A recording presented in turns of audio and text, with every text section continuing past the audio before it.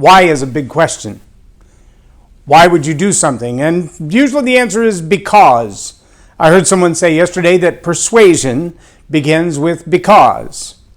If you just have the word because in the sentence, half the time you can get away with anything. Well, because. And what follows because doesn't always seem to be relevant. But I want to remind you today that in the 240 years history of our country, because has been a gigantic word. But the question, why, doesn't get asked very often. But the question, why? Why would you do that? Why would you leave a country that's in prosperity and go find dirt somewhere else? Why would you start all over? Why would you, in some people's opinions, kick off the people who were here first? Why?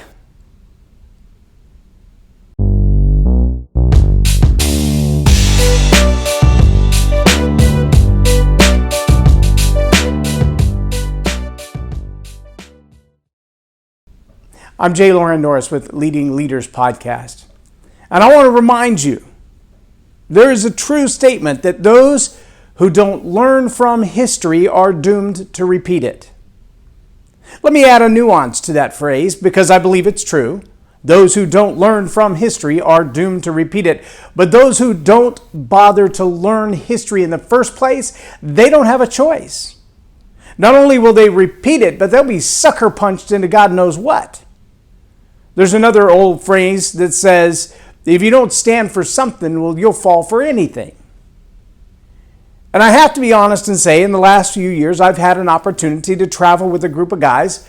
And we've gone to the Congo a few times. We've done training in the U.S. for Congolese expats. And the primary focus of our training is to help them understand why a constitution over 200 years old still works. Think about that for a moment. Do you know the average age of a constitution in the world's history? In the history of human record keeping? 17 years. That's the average lifespan of a constitution. This one has lasted over 200 years. Why? Is a big question. Why does it work? What's different about it?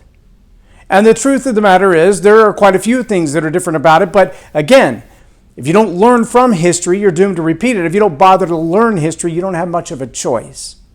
There have been a lot of things intentionally taught about the Founding Fathers, about the United States, about America's history that are just outright lies. And when I say intentionally taught, I mean they're programmatic. They're written into the curriculum of what's trained in schools from kindergarten all the way through collegiate completion, whether that's your undergrad degree, your graduate degree, or your postgraduate degree. There's a theme there about where America came from and why it's here. But I can tell you that many of the people that I travel with on this team are people who've come to America at great cost.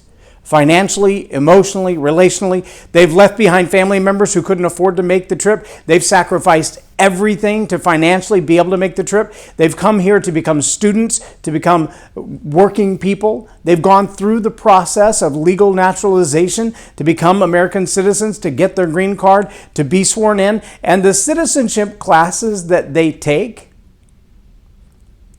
I'm not sure I could pass one, to be perfectly honest with you. I'm an American veteran.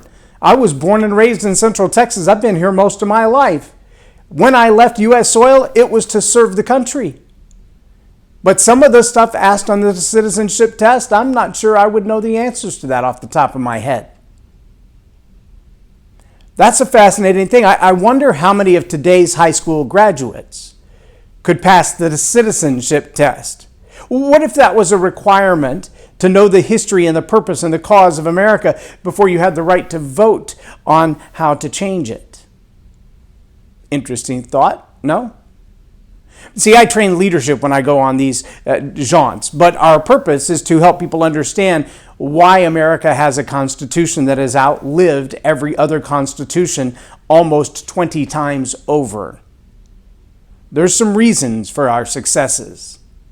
And I'm going to tell you right now, I would be willing to bet the average American born and raised in America, couldn't pass the American citizenship test. So go on and enjoy your 4th of July tomorrow. I probably will not be doing this program tomorrow because I will be on the road traveling. But I want you to enjoy. Picnic and go to the lake and go fishing and hang out with your family and imbibe whatever it is that you imbibe. Have a great time with that. But when you get back, ask yourself the question, if I could only vote after passing the citizenship test, would I still have the right to vote? Have I learned from the history that was taught to me intentionally? Or have I done my own research and dug into the truth? I'm just going to tell you, we know it to be true. If you don't learn from history, you're doomed to repeat it. And if you don't learn history, you don't have a choice. I'm Loren Norris with Leading Leaders Podcast for Tell It Like It Is TV. Have a blessed day.